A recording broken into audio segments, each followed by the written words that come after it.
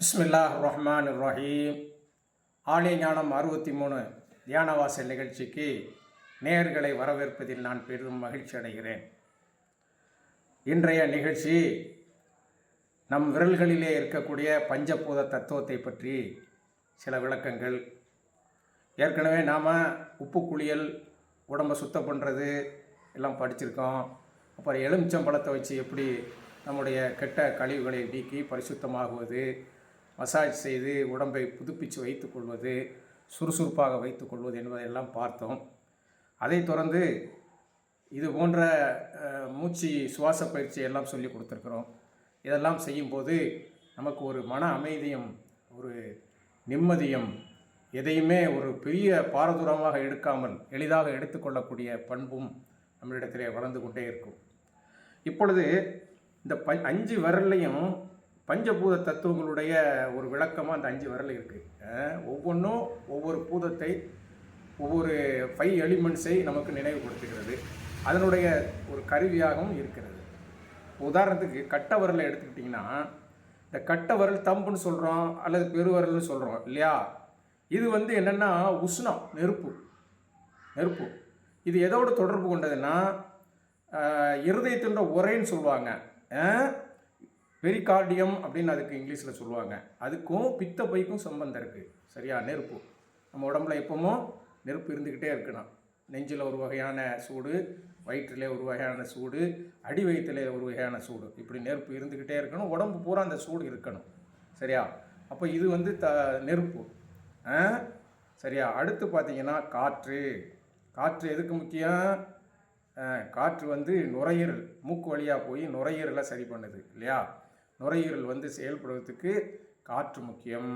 இந்த காற்று தான் நம்மளை இயங்க வைக்குது. உடம்பு பூரா அந்த வாதம் பரவி நம்ம அசைவுக்கெல்லாம் காரணம் எது? காற்று. 2வது காற்று. 3வது பார்த்திங்கன்னா ஆகாயம் எதுன்னா நம்மளோட இருதயமும் மூளைக்கும் உள்ள ஒரு தொடர்பு. ரெண்டுமே இந்த உடம்புக்கு முக்கியமான ஒரு பகுதியை, ஒரு வேலையை செய்து கொண்டே இருக்கிறது. அதனால் நான் ஏற்கனவே சொல்லியிருக்கேன், இருதயத்தில் ஒரு மூளை இருக்குது, மூளைக்கு இந்த கமெண்ட்ஸ் போயிட்டு இருக்குன்னு நம்ம பதிவில் சொல்லியிருக்கோம். அதனால் இது ஆகாயம் மாதிரி உடம்பெல்லாம் இயங்குவது இருக்குது. நம்ம உடம்பு முழுவதும் இயங்குறதுக்கு இந்த ரெண்டுமே ரொம்ப வேலை செய்யுது. சரியா? அப்போ இது ஆகாயம். அடுத்து பார்த்திங்கன்னா மோதிர விரல், நடுவரலுக்கு அடுத்து மோதிர விரல். இது மண், பூமியை குறிக்குது. மண் தத்துவம் நம்மள்ட்ட உள்ள என்னது ஸ்பிளின்னு சொல்லுவாங்கள்ல, மண்ணீரல், சோரட்டின்னு சொல்கிறோம்ல, அதுதான். அந்த மண்ணீரல் என்ன செய்யுதுன்னா நமக்கு சிந்தனை ஆற்றல்களை, உதிப்புகளை ஏற்படுத்துறதுக்கு அந்த மண்ணீரல் முக்கியம். அடுத்து அதில் பார்த்தீங்கன்னா அது நல்லா வேலை செய்தால் எதிர்ப்பு சக்தி நல்லா இருக்கும். மண்ணீரல் பழுதடைஞ்சிட்டா எதிர்ப்பு சக்தி குறைஞ்சிடும். சரியா? சிறுநீரகம் இயங்குவதற்கு அது ரொம்ப சப்போர்ட் பண்ணுது. சரியா? அதே மாதிரி பல பிரச்சனைகளை மண்ணீரல் பேஸ், மண் மாதிரி, பூமி மாதிரி. அதனால் அதை ரொம்ப பாதுகாப்பாக வச்சுக்கணும். அப்போது 4வது இதுவும் பார்த்துட்டோம். சரியா? சூடு, காற்று, ஆகாயம், நெருப்பு. அடுத்து பார்த்திங்கன்னா தண்ணி. நீரின்றி அமையாது உலகு. எல்லாமே நீரில் தான் ஆரம்பிக்குது இல்லையா? நீரில் இருந்து அப்படி நம்மளும் ஒரு காலத்தில் நீராக தானே இருந்தோம். அதுக்கப்புறம் கருவாகி உருவாகி மனுஷனாக இருக்கும். அதே மாதிரி தான் எல்லாமே. அப்போ நீர் தான் முக்கியம். நீரிலிருந்து தான் எல்லாம் தொடங்குது. அதுதான் நீரின்றி அமையாது உலகுன்னு சொல்லுவாங்க. அதனால் அது முக்கியம். அப்போ அந்த நீர் என்ன பண்ணுது? நம்ம கண்ணுக்கு நீர் சத்து தேவை, லிவருக்கு அந்த குளிர்ச்சி தேவை, தண்ணி இருந்துக்கிட்டே இருக்கணும். நம்ம உடம்பு பூரா ஓடக்கூடிய ரத்தம் என்னென்னா தண்ணி தான். அதனுடைய தண்ணியிலிருந்து தண்ணி தண்ணியுடைய ஒரு ஒரு ஒரு அடையாளமாக நம்ம உடம்புல ஓடக்கூடியது என்னென்னா ரத்தம் இல்லையா? பிளட்டு. அதனால் இந்த பஞ்சபூதங்கள் 5ஐயும் நம்ம என்ன செய்யணும்? நம்ம சொன்ன மாதிரி எலுமிச்சம்பழம் அப்படி உருட்டும் போது எல்லா இடமும் படுதா? நீங்கள் உருட்டி பார்த்துருப்பீங்கன்னு நினைக்கிறேன். நம்ம சொல்லக்கூடியதெல்லாம் நீங்கள் செஞ்சு பார்த்து அனுபவிக்கிறேன். அதுக்கு தான் இந்த நிகழ்ச்சி, இந்த தளம். ஏன்னா அடுத்து பார்த்தீங்கன்னா அது எல்லா பக்கமும் இப்படி நம்ம தடவை சொல்லியிருக்கேன். உங்களுக்கு எங்கெல்லாம் வலி இருக்கோ அங்கெல்லாம் தடவலாம். உருட்டணும், திருப்பி ரிவைஸில் உருட்டணும். சரியா? அதுதான் கையில், காலில், எல்லா இடத்துலையும் தடவுங்க. இப்போ பார்த்தீங்கன்னா இந்த சூடு சம்பந்தமான பிரச்சனைகள் ரொம்ப இருக்குது. இப்போ ஹீட்டு முன்ன பின்ன இருக்குன்னா அந்த கையை இப்படி மசாஜ் பண்ணலாம், மேலேருந்து கீழே, அப்புறம் கீழேருந்து மேலே. அதே மாதிரி காற்று சம்பந்தமான நுரையீரல் பிரச்சனை, அது இது ஏதாவது இருக்குது, ஒரே ஒரு மாதிரி திணறுதுன்னா இந்த கையை நல்லா பிடிச்சி அமுக்குங்க. அமுக்கிட்டு திருப்பி நீங்கள் ப்ரெஸ்ஸும் பண்ணலாம். இப்படி ப்ரெஸ்ஸும் பண்ணலாம், இப்படி ப்ரெஸ்ஸு பண்ணலாம். இப்போ சிலவங்களுக்கு பயமாக இருக்கும், சிலவங்களுக்கு தூக்கமாக இருக்கும், சிலவங்களுக்கு சதா சிந்தனையாக இருக்கும். இது ஆகாயத்திலேருந்து வரக்கூடிய பிரச்சனை. பயம், அச்சம், தைரியமாக இருந்தாலும் அங்கேருந்து தான் வரணும். அப்போ அந்த ஆகாய பிரச்சனை இருந்தால் நீங்கள் 5 செய்கிறோம். எதுக்குன்னா தனித்தனியாக உங்களுக்கு நான் சொல்லி காட்டுறேன். மேலேருந்து இப்படி நசிக்கிட்டே வரணும், கீழேருந்து மேலே போகணும். அப்படியே ஒரு 5 தடவை அந்த 7 தடவை செஞ்சுட்டு பிடிச்சி ப்ரெஸ் பண்ணணும். அதுக்கப்புறம் பார்த்தீங்கன்னா என்னது, இது மண், நம்முடைய மண்ணீரல், உடம்பு, சகல இதுகளும் மண்ணிலிருந்து தானே வருது. எல்லா உணவுகளும் மண்ணிலிருந்து தான் வருது. அப்போ மண் தத்துவம் நம்மள்கிட்ட நல்லா இருக்கணும்னா இதை பிடிச்சி ப்ரெஸ் பண்ணணும். இப்படி நம்ம என்ன செய்யணும், மேலேயும் கீழையுமா அப்படி ப்ரெஸ் பண்ணி கொடுக்கணும். அப்புறம் தண்ணி, நீர் சத்து உடம்புல வந்து ஒரே கண்ணு கொஞ்சம் பிரச்சனையாக இருக்குது, பசி இல்லை, லிவர் பிரச்சனையாக இருக்குன்னா இந்த இடத்துல பிடிச்சி இப்படி சீனி விரல்னு சொல்லுவாங்க, கட்டை விரல், லிட்டில் ஃபிங்கர், இதை இப்படி அமுக்கிட்டு திருப்பி எல்லாத்தையும் என்ன செய்யணும், இப்படியே நீங்கள் மசாஜ் பண்ணி நம்ம கொடுக்க நம்மளோட பஞ்சபூத தத்துவங்கள் உடம்புல அப்படியே ஒரு சமநிலை பெறும். சமநிலை பெறும். சிலவங்க சொல்கிறாங்க கையெல்லாம் உழையுது, ஒரே உளைச்சலாக இருக்குது, கையெல்லாம் ஒரு மாதிரி மரன்னு ஒரு மாதிரி பலகீனமாக இருக்குது, கையெல்லாம் ஆடுது அப்படிங்கிற மாதிரிலாம் சிலவங்க நம்மள்கிட்ட பேசிகிட்டு இருப்பாங்க. அப்போ அவங்களுக்கு நான் சில விஷயங்களை இதன் மூலமாக நான் தெரிவிக்கிறேன். என்ன செய்யணும், முதல்ல 2 கையும் இப்படி நீட்டிக்கணும். நல்லா நேராக நீட்டிக்கிட்டு இந்த ஒரு விரலை வச்சு இந்த 4 விரலையும், இது இந்த பஞ்சபூத தத்துவம் சொல்லி இருந்திருக்கோம்ல, இந்த 4ஐயும் பிடிச்சி பின்பக்கமாக இழுக்கணும். கை வளையக்கூடாது, சரியா? அப்புறம் ஒரு 10 என்ற வரைக்கும் வச்சுருங்க, அப்புறம் விட்டுருங்க, சரியா? விட்டுருங்க. அதுக்கப்புறம் இந்த ஒரு விரலை வச்சு ஒவ்வொரு தண்ணியை பிடிச்சி இழுக்கணும். கீழே பார்க்க இந்த பக்கமாக இழுக்கணும். அப்புறம் காற்றை பிடிச்சி, மண்ணை பிடிச்சி இழுக்கணும். அப்புறம் ஆகாயத்தை பிடிச்சி இழுக்கணும். அப்புறம் என்னது, காற்றை பிடிச்சி இழுக்கணும். அப்புறம் சூடை பிடிச்சி இழுக்கணும். இப்போ பாருங்கள், தண்ணியும் மண்ணும் ஒரு இனம், காற்று நெருப்பு ஒரு இனம். ஆனால் ஆகாயம் எப்பவும் தனிச்சே நிற்கும். ஆகாயம் இல்லைன்னா எதுவும் இல்லை. ஆகாயத்திலேருந்து தான் காற்று உண்டாகி, காற்றுலேருந்து நெருப்பு உண்டாகி, நெருப்பு ரொம்ப உஷ்ணமாகி குளிர்ந்து நீர் உண்டாகி, நீர்லேருந்து மண் உண்டாகி, இப்படி ஒன்று அடிக்கடுக்காக வருது பஞ்சபூதங்கள் இல்லையா? அப்போ எல்லா பஞ்சபூதங்களும் என்ன ஆகும், நமக்கு நல்ல சீராக நம்ம உடம்புல வேலை செய்யும். 5 தத்துவங்களும் ஒரு சீராக முன்ன பின்ன இருந்தால் தான் நோய், சரியா? அடுத்து என்ன செய்யணும், கீழே பார்க்க இப்படி கை வைக்கணும். அதே மேலே பார்க்க வச்சோம்ல, இப்போ கீழே பார்க்க கை வச்சு அதே விரலை வச்சு உள்பக்கமாக இழுக்கணும். அப்படி நல்லா கொஞ்சம் வலிக்கும், சிலவங்களுக்கு வலிச்சாலும் கொஞ்சம் இழுத்து ஒரு 10 என்ற வரைக்கும் வச்சுக்கோங்க. வச்சுட்டிங்களா? அதுக்கப்புறம் கையை அப்படி கொக்கி மாதிரி வச்சு இந்த நுனியை பிடிச்சி இழுக்கணும். அப்புறம் இங்கே இழுக்கணும், இப்படி இழுக்கணும். அல்லது சும்மா பிடிச்சிக்கிடுங்க, பிடிச்சிட்டு கூட இழுக்கலாம். இப்படி பிடிச்சிட்டு கூட வைங்க. மேல் பக்கம் கொக்கி ஒழுங்காக வரும், கீழ்ப்பக்கம் வராது. இப்படி பிடிச்சிக்கிடுங்க. அப்போது இந்த விரலெல்லாம் அங்கேருந்து போகக்கூடிய கனெக்ஷன் எல்லாம் அதே மாதிரி இந்த கையில் செஞ்ச மாதிரி இந்த கையில் செய்யணும். செஞ்சு முடிச்சுட்டு இந்த 5 பஞ்சு பூதத்தை 2வது இப்படி நல்லா சூடு பறக்க தேய்க்கணும். தேய்க்கும் போது இந்த கை உளைச்சல், ஷோல்டர் உளைச்சல், கையெல்லாம் ஒரு மாதிரி பலகீனமாக இருக்குது, வலிச்சுக்கிட்டே இருக்குது, விரலை மடக்க முடியல, நீட்ட முடியல அப்படிங்கிற இது பிரச்சனை தீரும். அதுக்கப்புறம் சொல்கிறேன் பாருங்கள், 3வது ஸ்டேஜ், அமுக்கி விட்டுறணும்.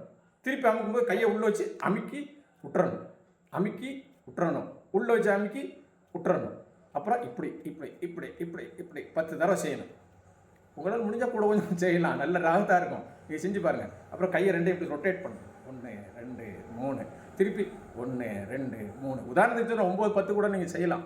இப்படி செய்யும்போது கையில் உள்ள பிரச்சனை எல்லாமே அந்த இதெல்லாம் ராகத்தான். நம்ம ராகத்தாக இருந்தால் தான் நமக்கு சுவாச பயிற்சி, நம்ம மனசெல்லாம் ஒருநிலைப்படுத்த முடியும். அதனால் இதை நம்ம கவனமாக அந்த மாதிரி சில பயிற்சிகளை நான் சொல்லி தந்துக்கிட்டே இருக்கிறேன். நீங்கள் அதை நீங்கள் செயல்படுத்திக்கிட்டே இருக்கணும்.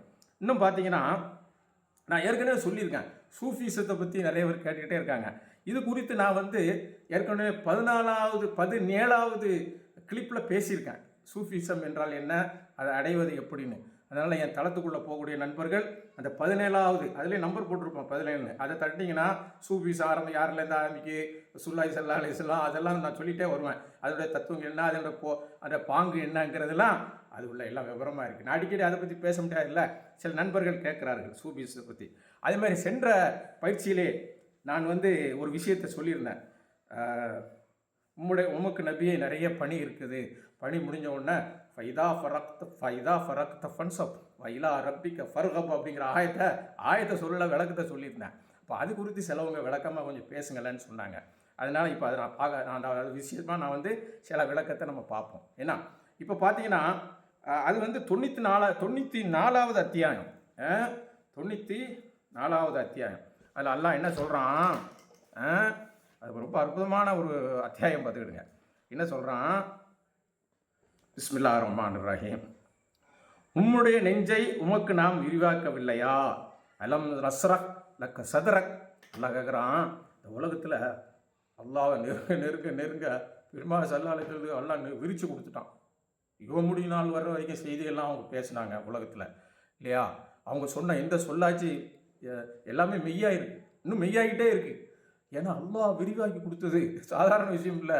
அல்லாஹ் விரிவாக்கிறான், நாமே உங்களுக்கு விரிவாக்கணுங்கிறான். அடுத்து என்ன சொல்கிறான் அல்லாஹ்? இன்னும் உம்மை விட்டும் உம்முடைய சுமையை நாம் இறக்கினோம். ஆஹா, அருமையான இது. என்னென்னா பெருமாள் சல்லல்லாஹு சின்ன வயசில் ஏன்னா எத்தியமாக இருந்தாங்க. வயிற்றில் இருக்கும்போதே வாப்பா இறந்துட்டாங்க, தந்தை இறந்துட்டாங்க, 6 வயசில் தாய் இறந்துட்டாங்க, பாட்டனார் இறந்துட்டாங்க. இப்படி ஒவ்வொருத்தராக இறந்து பல சிரமம். அதுக்கப்புறம் தொழில்துறை, அதுக்கப்புறம் பார்த்தீங்கன்னா நபின்னு சொன்னோன்னா ஊரெல்லாம் அடித்து விரட்டி கல்லெல்லாம் அடித்து பல்லெல்லாம் கல்லை அடித்து காலெல்லாம் ரத்தம் வந்து போரில் பல் உடைஞ்சி பல போர்களை சந்தித்து சமுதாயத்தை கவனிக்கணும். என்ன மற்ற எதிரிகளுடைய அட்டாக் அவர்கள் செய்யக்கூடிய அந்த படையெடுப்புலேருந்து சமுதாயத்தை காக்கணும். ஏன்னா அவங்கள எத்தனையோ போர் ஒரு வாழ்க்கையில் அதிகமான போர் புரிஞ்சிருக்காங்க. அதெல்லாம் ஒரு பெரிய சிரமம் தானே. அப்போ அந்த மாதிரி போர் புரிதல், நிர்வாகம் பண்ணுதல், சட்டத்திட்டங்களை சொல்கிறல், நடந்து காட்டுதல், இப்படி பல விஷயத்துலையும் அவங்க வந்து என்ன பண்ணாங்க, பெரிய சுமைகளை எல்லாம் லேசாகி கொடுத்தான். அதை தாங்க சொல்கிறான். நமக்கு நிறைய விஷயங்களில் பொருளாதார பிரச்சனைகளெல்லாம் என்னது கொஞ்சம் பொருளாதாரம்னா அதுக்கப்புறம் எல்லாம் அப்படியே தூக்கிட்டான். அவங்க நினைக்கும் போது வந்துக்கிட்டே இருந்து கொடுத்துக்கிட்டே இருந்தாங்க. ஏன்னா அதை தாங்க சொல்கிறான் அல்லாஹ்.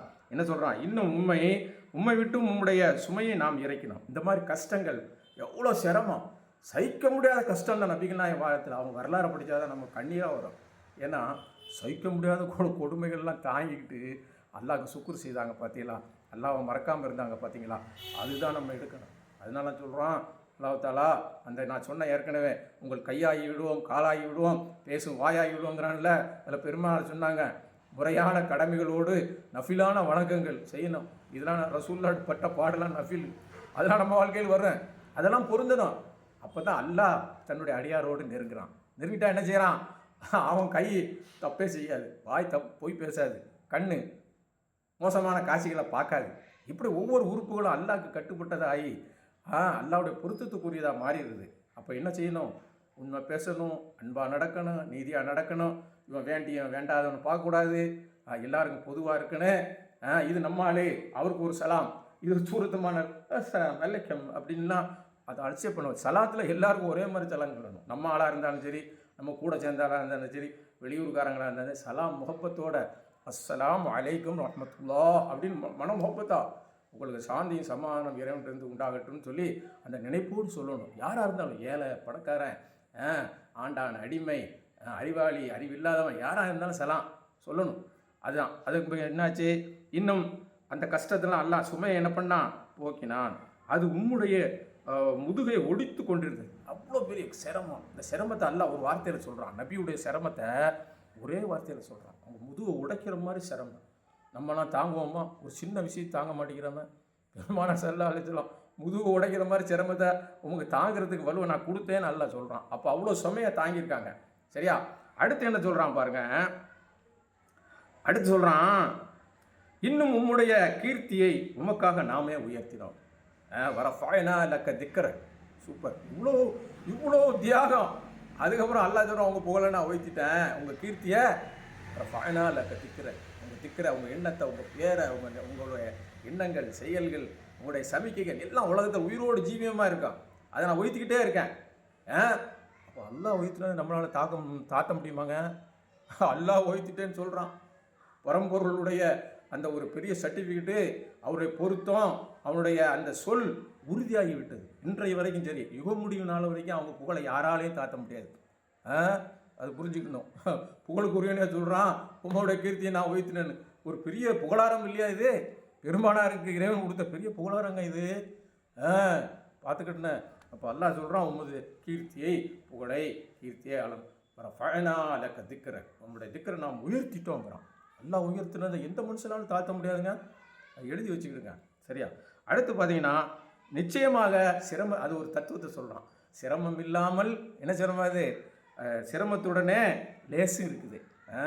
லேஸ் எப்பாவும் சிரமத்தை தணிஞ்சுமா அல்லாஹ் பார்த்து லேசாக்கிடுவான். அப்போ சிரமம் வந்துக்கிட்டே இருக்கும். அதை சகித்து அல்லாவுக்காக அதெல்லாம் பொறுத்துக்கிட்டு போகும்போது அது லேசாகிடும். அதான் சொல்கிறான். நிச்சயமாக சிரமத்துடனே லேசும் இருக்கிறது. அதை பெருமானாருக்கு வந்து அதை வந்து ஒரு ஆறுதலாக அல்ல சொல்கிறான். லேசு நீங்கள் எல்லாம் இருந்தீங்க, எல்லா கஷ்டம்லாம் இப்போ நீங்கிட்டு, உடஞ்சி முதுகில் சுமையாக இருந்தது அதெல்லாம் போயிட்டு, அதனால் இப்போ நீங்கள் என்ன செய்யுங்க, சிரமத்துடன் இது அது நமக்கு வலியுறுத்துகிறான். உலகத்தில் உள்ள எல்லா மக்களுக்கு என்ன பேர் தான், இப்போ மை யாமல் மிஸ்கால தர்ரத்தின் ஹைரையரா மை யாமல் மிஸ்கால தர்ரத்தின் சர்ரையரா. இப்போ இது பொதுவாக தான் இருக்குது. எந்த மனுஷன் ஒரு சின்ன நன்மை செஞ்சாலும் அவனுக்கு என்ன செய்வான், அல்ல அது கூலியை கொடுத்துருவான். ஒரு சின்ன தீமை செஞ்சாலும் அவருக்கு அந்த தீமையினுடைய கூலி கிடைக்கும். இதுதான் பெரிய தத்துவம். இதுதான் வந்து பிரபஞ்ச தத்துவமே இதுதான். நீ என்ன சரியா அதுக்கு கூலி உண்டு. இவர் பெரிய அறிஞர், இவர் இதெல்லாம் படிச்சிருக்காரு, அதனால அவருக்கு இதுதான் குறவு கூடலாம் கிடையாது. என்ன செஞ்சு அதுக்குள்ள கூலி உண்டு. மை யாமல் மிஸ்கால தர்ரத்தின் ஹைரையரா மை யாமல் மிஸ்கால தர்ரத்தின் ஷர்ரையரா. நன்மையோ தீமையோ நீங்கள் செய்த கூலியை நீங்கள் பெற்றுக்கொள்வீர்கள். அது சொல்கிறான். அதுக்கப்புறம் தான் கடைசியாக தான் சொல்கிறான், ஃபைதா ஃபரக்த ஃபன்சப் வஇலா ரப்பிக ஃபர்கப். அதாவது இன்னும் உம்முடைய ரப்பை ஆர்வத்துடன் சார்ந்திருப்பாராக. அதுக்கு முன்னே என்ன சொல்கிறான் அல்லாஹ் தஆலா, என்ன சொல்கிறான், எனவே வேலைகளிலிருந்து விடுபட்டால் வணக்கத்தில் ஈடுபடுகிறாக. இப்போது நான் சொன்னேன், நம்ம ரசூலுல்லாஹ்க்கு எவ்வளோ பணிகள் இருந்தது. அத்தனை பணிகளுக்கு மத்திய அதெல்லாம் இறைவனை நினச்சி தான் செயல்பட்டாங்க. இருந்தாலும் அந்த பணி நீங்கின உடனே, ஓய்வு கிடைச்சோன்னா நீங்கள் வணங்குங்க, அல்லாஹ்வை நினைங்க, அல்லாஹ்வுக்கு சுஜூது பண்ணுங்க, உங்களால் முடிஞ்சதை செய்யுங்க. செஞ்சுட்டு அல்லாஹ் சொல்கிறான். அவங்களும் சொல்கிறோமோ நமக்கு சொல்கிறோம்.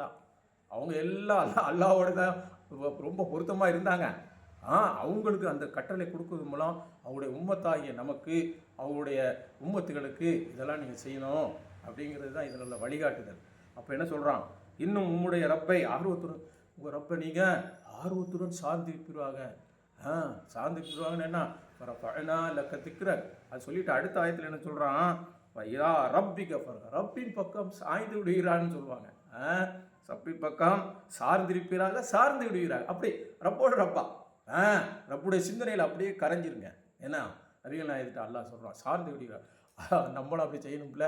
நம்ம வேலையெல்லாம் முடிஞ்ச உடனே எல்லாம் ஒரே உலகம், ஒரே பிஸ்னஸ், ஒரே பிரச்சனை. அப்படி போகக்கூடாது. வாழ்க்கையில் உழைக்கணும், நம்ம ஓய்வு எடுக்கணும், குடும்பத்தோடு இருக்கணும், பல இதுகளை கவனிக்கணும். நமக்கான நேரம் இதுதான். என்னது, வயலா ரப்பிக்க ஃபர்கப், நம்ம மறுமைக்கு கொண்டு போகக்கூடிய அல்லாஹ்வோட இருக்கிறது.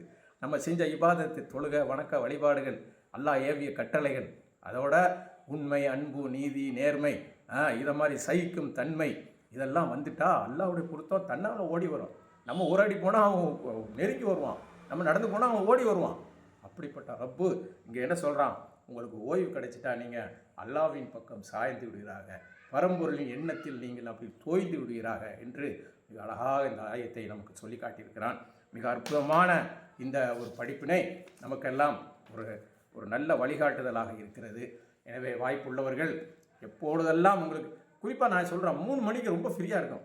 அதிகாலை 3 மணிக்கு அலாரம் வச்சுட்டு 3 to 3:30, 5 to வச்சுட்டு இஸ்லாமியர்கள் தஹஜ்ஜுத் தொழுதுட்டு நம்ம சொல்கிற அந்த அப்படியே கவனிக்கிறது, மூச்சை கவனிக்கிறது, தலையில் கவனிக்கிறது, இதெல்லாம் நம்ம சொல்லியிருக்கோம். ஏற்கனவே திருப்பி சொல்ல முடியாது. அதை நீங்கள் பார்த்துக்குங்க.